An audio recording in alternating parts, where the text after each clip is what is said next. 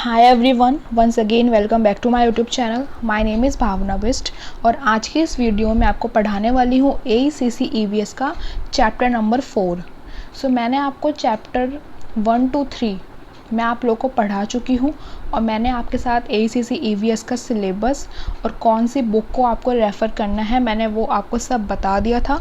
आप मेरे AECC EVS की प्लेलिस्ट को चेक कर लेना अगर आपको और चैप्टर्स भी पढ़ने हैं तो आज हम पढ़ने वाले हैं चैप्टर नंबर 4। और मैं आपको जैसे मैंने आपको AECC इंग्लिश की प्लेलिस्ट कंप्लीट करवाई थी, सारे चैप्टर्स मैंने आपको पढ़ाए थे, वैसे ही मैं आपको AECC EVS भी ज़रूर पढ़ाऊँगी। आज हम अपना स्टार्ट करने वाले हैं चैप्टर नंबर 4। चैप्टर नंबर 4 आप लोगों का बेसिकली है types of ecosystems and ecosystem services. देखो चैप्टर नंबर 3 भी इकोसिस्टम से रिलेटेड ही था, उसमें आप लोगों ने पढ़ा था फंक्शंस ऑफ इकोसिस्टम। आज हम पढ़ेंगे टाइप्स ऑफ इकोसिस्टम।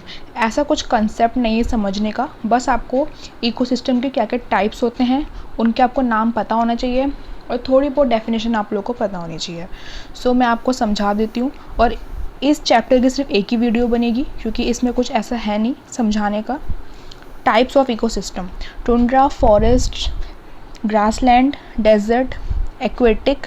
एक्वेटिक में क्या आता है, जितने भी आपके ये पॉन्ड्स हैं, स्ट्रीम्स हैं, लेक्स हैं, झील हैं, रिवर्स हैं, नदी हैं, ओशंस हैं, इस्ट्यूरीज है, ये सारे आपके इसमें आते हैं एक्वेटिक में।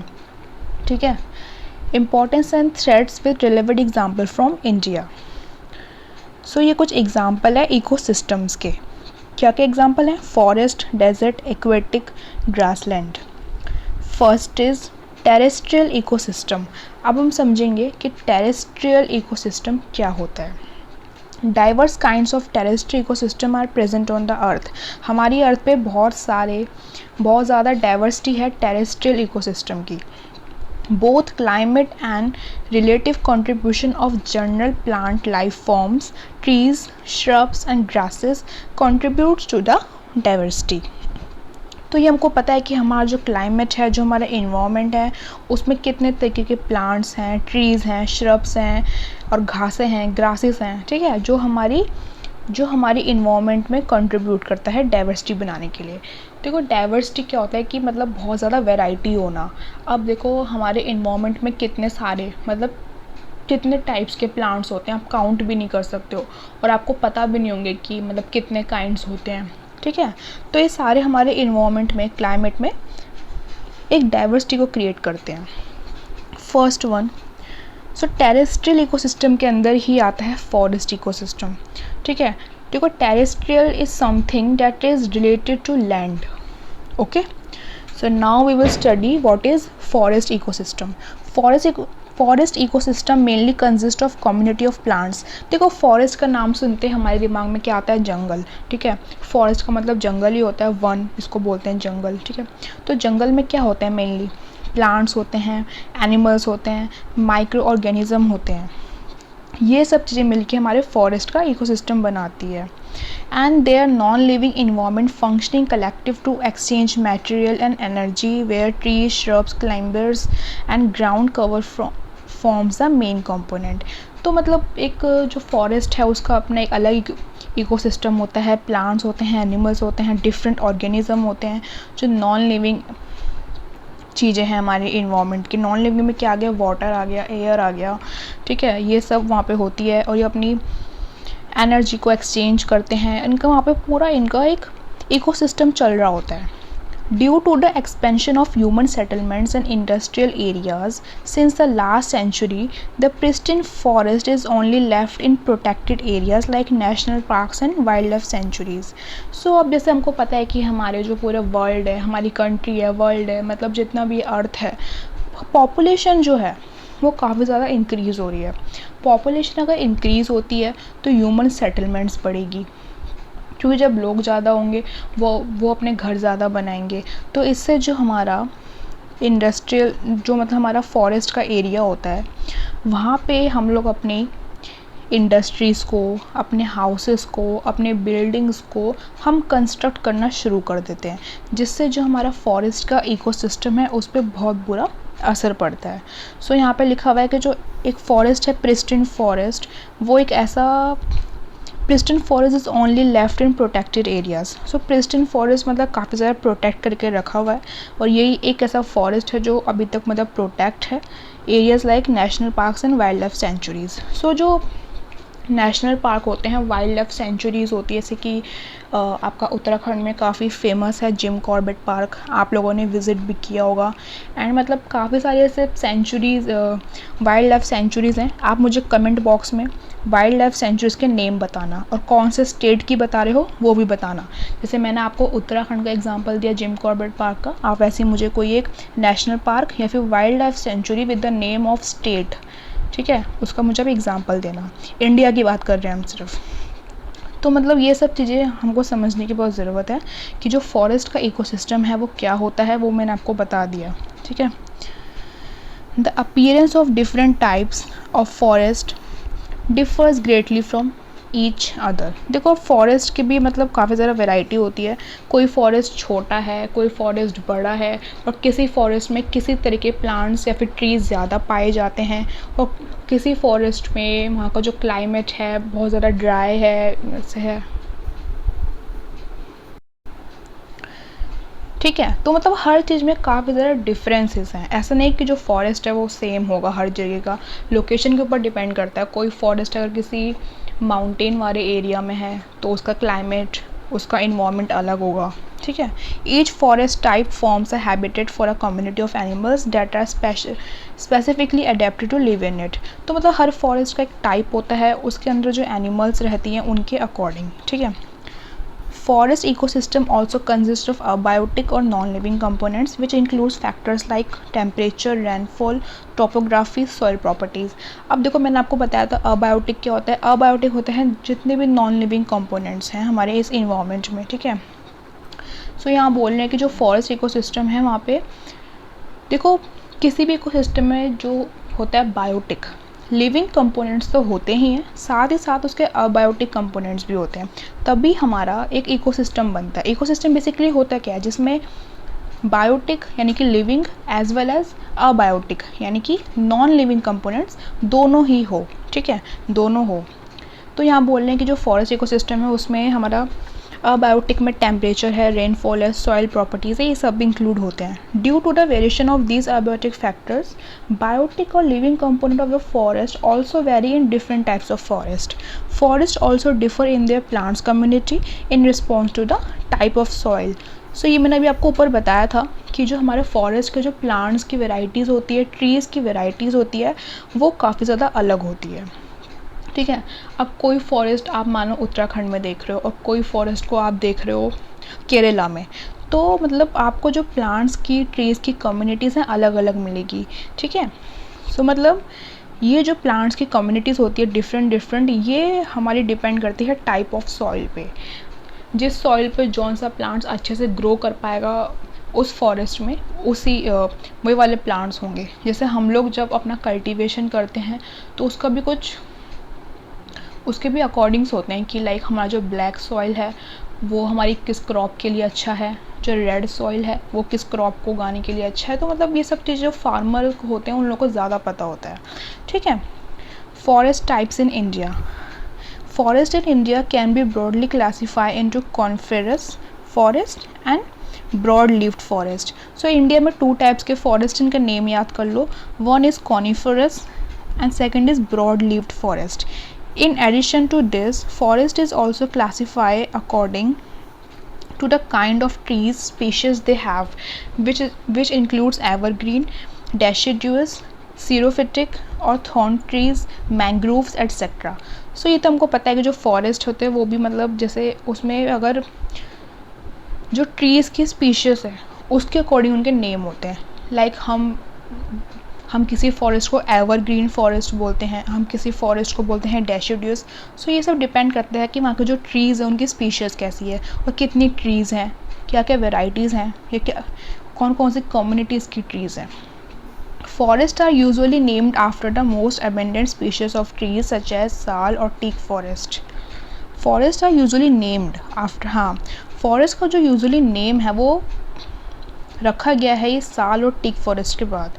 In many cases a forest is name after the first 3 और 4 मोस्ट ट्री स्पीशीज।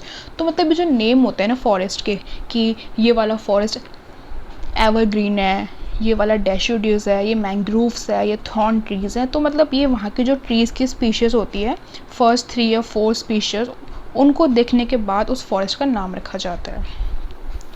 अब यहाँ पे हम रीड करेंगे coniferous forest. Coniferous forest are found in high altitude Himalayan mountain ranges. इस तरीके के फॉरेस्ट जो होते हैं जहाँ पे आपका हाई एल्टीट्यूड हिमालयन यानी कि जो आपके हिली एरियाज़ होते हैं वहाँ पे ज़्यादा पाए जाते हैं। These ranges remain snow covered for many months of the year with the temperature dipping below zero.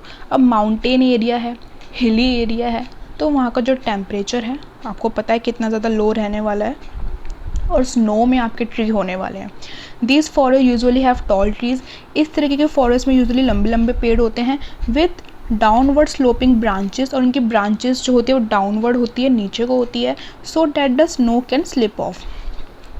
Branches नीचे इसलिए होती है इन प्लांट्स की, इन ट्रीज़ की, ताकि उनके ऊपर जो स्नो है, उनके ऊपर जो बर्फ़ जम रही है वो उनकी ब्रांचेस के थ्रू नीचे जा सके। ठीक है, जैसे आप लोगों ने पढ़ा होगा कि जिन लोगों के घर होते हैं हिली एरियाज़ पे, माउंटेन एरियाज़ पे, तो उन लोगों की जो रूफ़ होती है वो मतलब इस तरीके से बनाते हैं हट टाइप ना, ताकि जो उसके ऊपर जितनी भी स्नो आ रही है या फिर जितने भी जो बारिश आ रही है वो सब स्लोप होते डाउनवर्ड नीचे गिर जाए, इकट्ठा ना हो।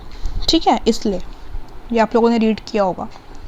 Coniferous forest has tree having needle like leaves. यहाँ पे इसका ये बताया, वेराइटीज़ बताइए, इसको आप रीड कर लेना कि जो ये होते हैं कॉनिफरस फॉरेस्ट, वहाँ पे जो ट्रीज़ होते हैं वो टॉल होते हैं, उनकी ब्रांचेस होती हैं। ठीक है, ये सब आप रीड कर लेना। एनिमल्स के बारे में पढ़ते हैं कि इस प्लांट्स की बात कर लिए, फॉरेस्ट में हमारे एनिमल्स भी होते हैं, प्लांट्स भी होते हैं। एनिमल्स कौन कौन से पाए जाते हैं कॉनिफरस में? Many animals are found adapted to this type of forest. Animal species found in coniferous forest include, कौन कौन से एनिमल स्पीशीज मिलती है यहाँ पे आप देख सकते हो, wild goat, sheep, Himalaya black bear. ठीक है, इसको आप नाम याद कर लो कि कॉनिफरस फॉरेस्ट में किस तरीके के प्लांट्स होते हैं एंड किस तरीके के एनिमल्स होते हैं, कौन कौन से एनिमल्स होते हैं, नाम याद कर लो। Some rare species of animals are also found in this forest which include snow leopard. अब देखो, अब हिली एरिया का फॉरेस्ट है तो वहाँ पे ऐसे एनिमल्स ज़्यादा रहेंगे जो स्नो में रहने वाले एनिमल्स हैं, snow leopard, hangul and Himalaya brown bear. Okay, so now we will, और हाँ, आपने अगर अभी तक वीडियो को लाइक नहीं किया तो प्लीज़ आप लाइक करें और इस मेरे चैनल को अभी के अभी सब्सक्राइब करें और अपने फ्रेंड्स के साथ भी शेयर ज़रूर करें। अब हमारा नेक्स्ट है broad leaf forest. Broad leaf forest are a category of forest further classify into evergreen, deciduous, thorn forest, mangrove forest. अब ब्रॉड लीफ फॉरेस्ट के भी 3 इसके अंदर क्लासिफिकेशन है, evergreen, deciduous, thorn forest and mangrove forest. ठीक है, तो इसकी 4 कैटेगरीज हैं, इसको अब रीड करेंगे। First of all we will read about the evergreen. Evergreen forest are found in the western Ghats, ये वेस्टर्न घाट्स में मिलते हैं, and north east India and the Andaman and Nicobar islands. ये आप याद कर लो कि जो एवरग्रीन फॉरेस्ट है वो कहाँ कहाँ मिलते हैं। These regions receive a high amount of rainfall, और यहाँ पे इसलिए होता है क्योंकि जो ये जो एरियाज़ हैं यहाँ पे ना बहुत ज़्यादा बारिश होती है, मॉनसून का जो पीरियड है वो काफ़ी ज़्यादा रहता है इन एरियाज़ में। Evergreen forest in southern India receive 2 monsoons. Trees in evergreen forest keep shedding some leaves throughout the year, ये अपने ईव्स को शेड करते रहते हैं, instead of having a dedicated dry leafless phase as in a deciduous forest. That is why the evergreen forest appears green throughout the year. Evergreen का मतलब क्या होता है? हरा भरा। एवरग्रीन फॉरेस्ट का नाम इसलिए दिया है क्योंकि जो इसके जो लीव्स होते हैं, फॉरेस्ट होते हैं, वो काफ़ी ज़्यादा ग्रीन रहते हैं थ्रू आउट द ईयर। जैसे हम देखते हैं कि जैसे कोई स्प्रिंग का जो हमारा मौसम आता है तो हमारे उसको बोलते हैं पतझड़, तो हमारे जितने भी ट्रीज़ पे लीव्स होते हैं वो येलो येलो होना शुरू हो जाते हैं, वो झड़ना शुरू हो जाते हैं। बट यहाँ पे जितने भी ट्रीज़ होते हैं वो मोस्टली ग्रीन रहते हैं। Evergreen forest have dense canopy because of a high number of trees are present adjacent to each other. इसको आप रीड कर लेना, इसमें कुछ समझाने का नहीं है, अपने नोट्स बनाते जाओ जो जो इम्पोर्टेंट है कि एनिमल्स कौन से मिलते हैं, कौन से एरिया में फाउंड होते हैं, क्या क्या इसकी फीचर्स हैं, वो सब आप नोट डाउन करते जाओ। फिर हम पढ़ेंगे डेसिडुअस फॉरेस्ट को। Deciduous forest are found in the region with a moderate amount of rainfall. जो हमारा एवरग्रीन फॉरेस्ट था वो हमको मिलता था जहाँ पे बहुत ज़्यादा रेनफॉल होती है, और ये जो है डेसिडुअस, ये मिलते हैं जहाँ पे मॉडरेट, मतलब जहाँ पे मीडियम टाइप की हमारी जो है बारिश रहती है। Deciduous forest are found in central highlands and Deccan peninsula, ये यहाँ मिलते हैं। This forest have a specific season, इन फॉरेस्ट का स्पेसिफिक सीजन होता है in which trees shed their leaves, ठीक है। On the onset of monsoon, they regain their leaves. Appearance of these forests vary with the season. तो ये seasonally, मतलब season के हिसाब से ये जो फॉरेस्ट हैं चेंज होते रहते हैं, इनमें चेंजेस आते रहते हैं। These forests have thick undergrowth as light easily reaches the floor. Teak, sal, and are some example of trees found in the deciduous plants. ये बहुत इंपॉर्टेंट है, इसको आप आंसर में ज़रूर लिख के आना कि teak, sal and some example है किसके, डेसिडुअस फॉरेस्ट ऑफ इंडिया के। एनिमल्स कौन कौन से मिलते हैं, टाइगर है, चीतल है, फ्लाई कैचर, हॉर्नबिल्स, ये आप एग्जाम्पल, मतलब हर फॉरेस्ट का ये याद कर लो कि लोकेशन क्या है, ठीक है, और किस तरीके की वहाँ के प्लांट्स होते हैं, लीव्स होते हैं, क्या टेम्परेचर रहता है, और कौन कौन से एनिमल्स मिलते हैं, बस यही है। Next we have thorn and scrub forest. Thorn and scrub forest are found in semi arid and arid region of India. जहाँ पे सेमी एरिड टाइप का इंडिया में रीजन होता है वहाँ मिलते हैं। These are regions of low and very low annual rainfall. जैसे कि इसका एग्जांपल आप ले सकते हो राजस्थान, जहाँ पे बहुत कम बारिश होती है। Here trees are distributed sparsely and are surrounded by the grasslands. Xerophytic plants are found in these trees which can survive in the scarcity of water. So ये इस तरह के प्लांट्स हैं जो मतलब वाटर की कमी में भी रह सकते हैं, जैसे कैक्टस हम लोग देखते हैं। फिर आप यहाँ से एग्जांपल देख लो एनिमल्स के कौन कौन से हैं, black buck, चिकारा, sambar, monitor lizards, ठीक है। सो बेसिकली इसमें आप एग्जांपल देना चाहो तो you can give the example of Rajasthan. Next forest we have mangrove. Mangrove forest consists of trees, shrubs found in coastal Indian zone in the tropic and subtropic. तो ये tropic and सब tropical areas में मिलते हैं। All this trees grown in area with low oxygen soil. ये जो trees होते हैं वो वहाँ होते हैं पे लो ऑक्सीजन सॉइल होती है, वेयर स्लो मूविंग वाटर्स, ठीक है। ये आप रीड कर लेना, जो जो इम्पोर्टेंट है मैं आपको सिर्फ वही पढ़ा रही हूँ। Sundarban in West Bengal is an example of mangrove forest of India. ये एग्जाम्पल याद कर लो, सुंदरबन जो है वेस्ट बंगाल में वो मैंग्रोव फॉरेस्ट का एग्जाम्पल है, ठीक है। Next we have tundra ecosystem. Tundra ecosystem are found in extreme northern latitude where snow melt seasonally, ठीक है, यहाँ मिलता है ये। On the other hand the alpine tundra is found in the higher elevation of mountains. So tundra ecosystem कहाँ मिलता है वो इसमें लिखा हुआ है। The dominate vegetation of tundra includes mosses, lichens, grasses. ये इसकी वेजिटेशन है। मतलब इसमें जो आपको बताया हुआ है ना उसमें सिर्फ यही है कि उसका टेम्परेचर कैसा है, कौन कौन से एनिमल्स मिलते हैं। Some of the animals found in tundra includes lemming, voles, weasels, arctic foxes, snowy owls.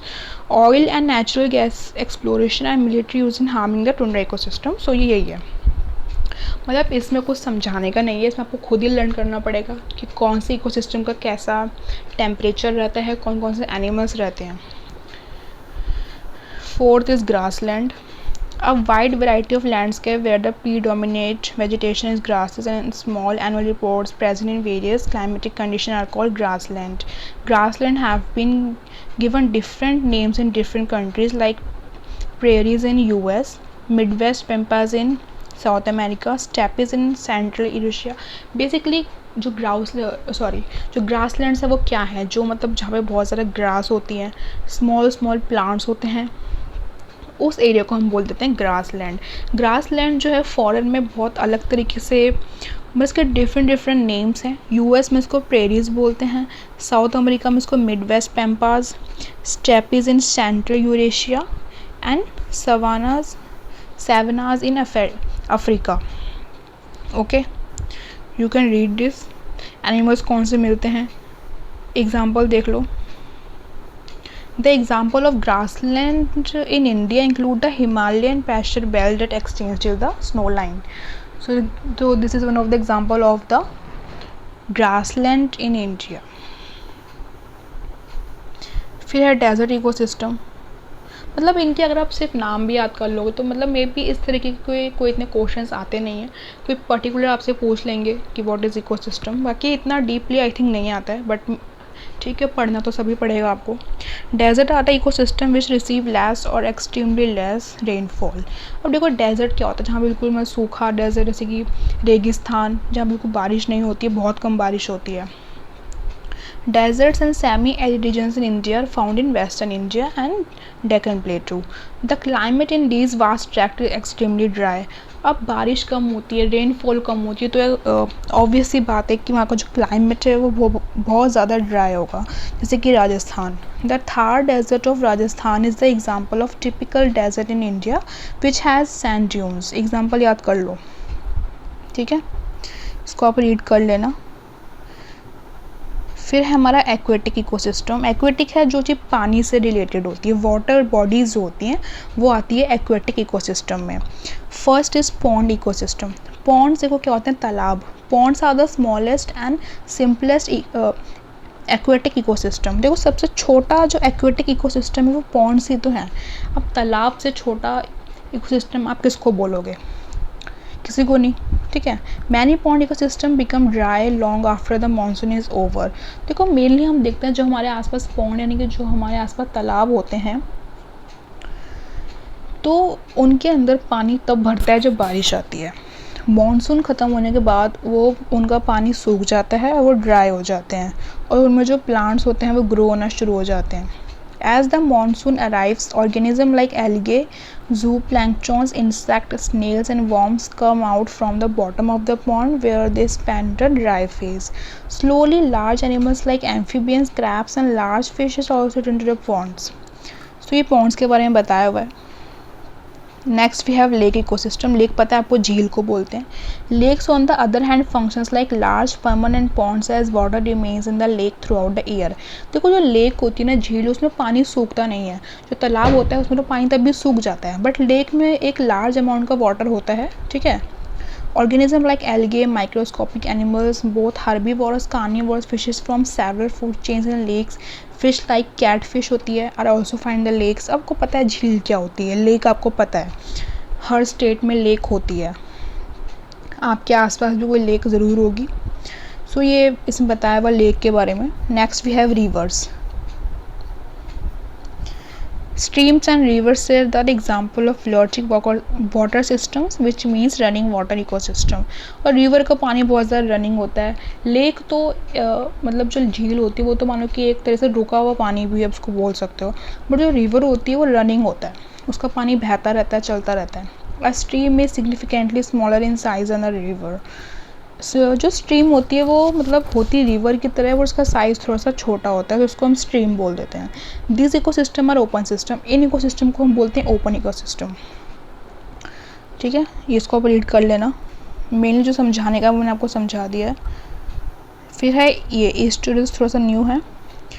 Estuaries are an example of brackish water ecosystem where salinity levels are intermediate, that is more than the freshwater ecosystem and less than the salt water। तो मतलब ये एक water ecosystem है जहाँ पे मतलब fresh ecosystem भी होता है और सॉल्ट वाटर इकोसिस्टम भी होता है। Estuaries where the river enter the ocean। Estuaries होता है जहाँ से, देखो जितनी भी हमारी नदियाँ होती हैं वो एक समुद्र में जाके मिल जाती हैं, वो सी में, ओशन में जाके मिलती हैं। सो ये ईस्टुअरीज एक ऐसा वाटर बॉडी है जहाँ से हमारी जो रिवर है वो ओशन में मिल रही होती है। It is a complex ecosystem of high productivity having both salt. अब देखो इसमें दोनों का मिक्सचर क्यों बताया, फ्रेश वाटर भी और सॉल्ट वाटर भी। रिवर का जो पानी होता है वो फ्रेश वाटर होता है और जो हमारा सीज़ का, ओशंस का जो वाटर होता है वो सॉल्टी होता है। सो इसलिए बोला जाता है ये काफ़ी ज़्यादा कॉम्प्लेक्स इकोसिस्टम है, बिकॉज इसमें सॉल्ट वाटर भी होता है और फ्रेश वाटर भी होता है, ठीक है। आई होप आपको समझ में आ गया होगा। Ocean Indian Ocean, Bay of Bengal and Arabian Sea are example of ocean और marine ecosystem. So ये example है Indian Oceans के, आप देख सकते हो 70% of the Earth surface is covered by oceans. हमको पता है कि 70% हमारा अर्थ का जो सरफेस है वो ओशंस ने कवर कर रखा है. These ecosystem are extremely deep and living organism occur at all depth even beyond 5000 meters. So ये डेंसिटी बताई हुई है, ये इतना याद करने की ज़रूरत नहीं है, बस एग्जांपल याद रखो. Indian oceans, bay of Bengal, Arabian sea and ocean क्या होते हैं वो पता होना चाहिए.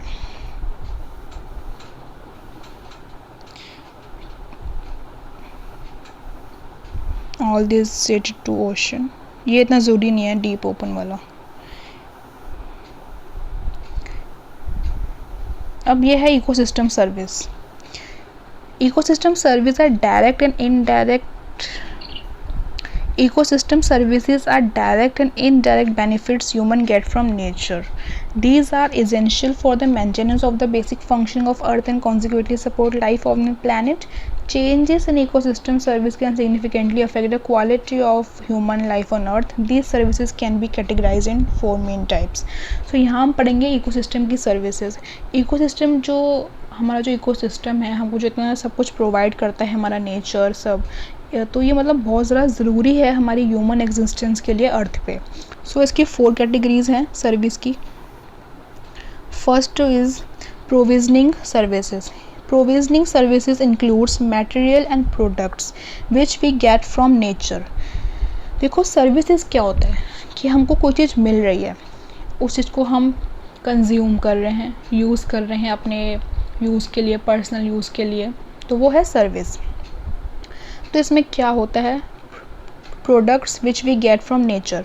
नेचर से हम क्या क्या लेते हैं, fruits, vegetables, crops, honey, fish, marine food, livestock and other food material, fresh water, timber for furniture and construction, fibre, medicines, oil, natural gas, plants, material for clothes and genetic resources. So all these are the provisioning services. So basically the provisioning services are those services which we get from nature, and from nature we get fruits, vegetables, fuel wood, food material, fish, marine food, natural gases. So all these are the part of provisioning services. Next we have regulating services. Regulating services are the services that humans obtain by the maintenance of the basic functioning of the ecosystem. So here it means that regulating services are the services which are human being obtained by the maintenance of basic functioning of ecosystem. It includes purification of air, water, climate, regulation, flood control, carbon storage, prevention of soil erosion. So मतलब जो इंसान करता है soil erosion को बचाना, flood control करना, pest control करना, all this process collectively work making the ecosystem functioning.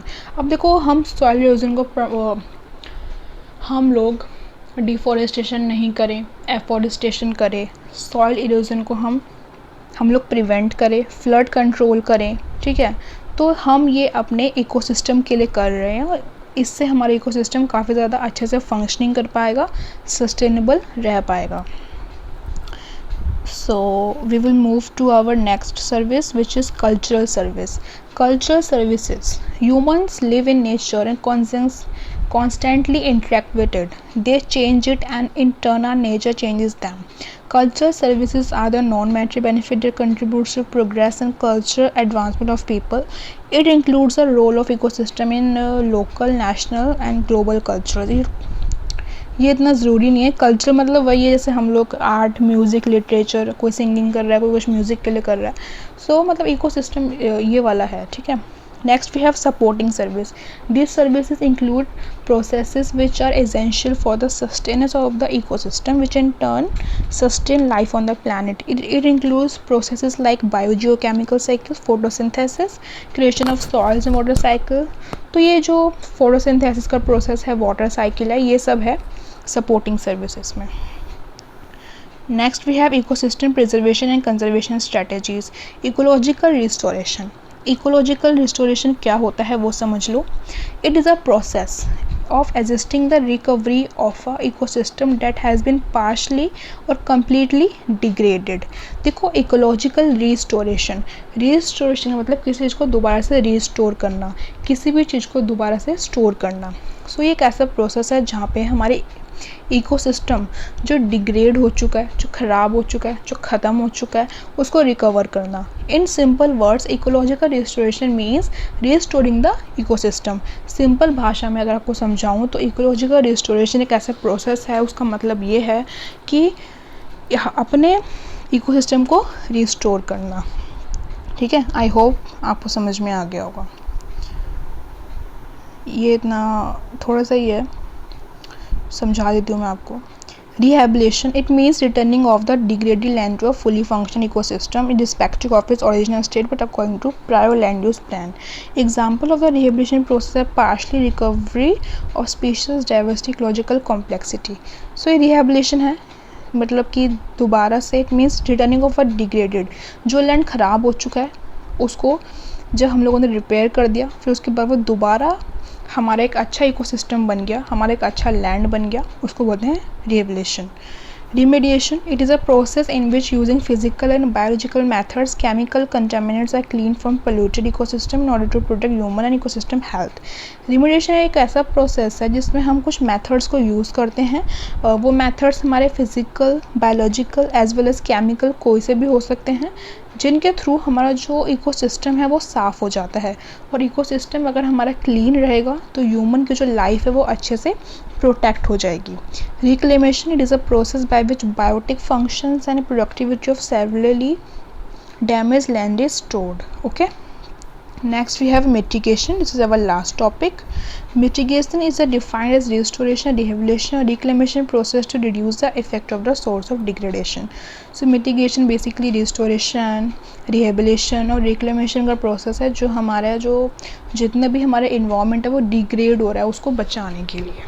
Okay, so we have completed this chapter. I hope you have understood this chapter very clearly.